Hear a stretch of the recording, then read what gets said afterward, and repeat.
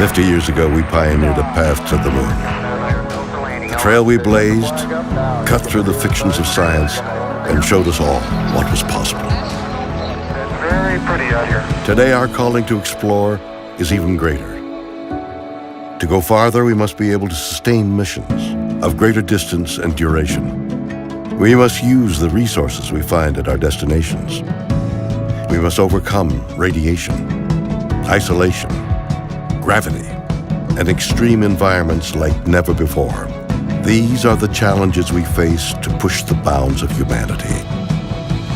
We're going to the moon to stay by 2024, and this is how. This all starts with the ability to get larger, heavier payloads off-planet and beyond Earth's gravity. For this, we designed an entirely new rocket. The Space Launch System. SLS will be the most powerful rocket ever developed. And with components in production and more in testing, this system is capable of being the catalyst for deep space missions. We need a capsule that can support humans from launch through deep space and return safely back to Earth. For this, we've built Orion. This is NASA's next-generation human space capsule. Using data from lunar orbiters that continue to reveal the moon's hazards and resources, we're currently developing an entirely new approach to landing and operating on the moon. Using our commercial partners to deliver science instruments and robotics to the surface, we are paving the way for human missions in 2024. Our charge is to go quickly and to stay, to press our collective efforts forward with a fervor that will see us return to the moon in a manner that is wholly different than 50 years ago. We want lunar landers that are reusable, that can land anywhere on the lunar surface. The simplest way to do so is to give them a platform in orbit around the moon from which to transition.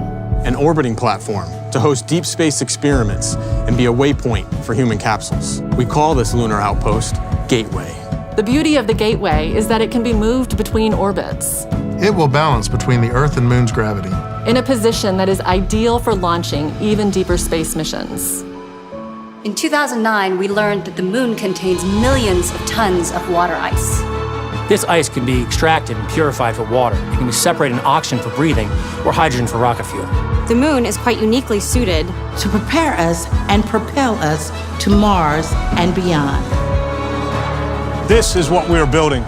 This is what we're training for. This we can replicate throughout the solar system. This is the next chapter of human space exploration.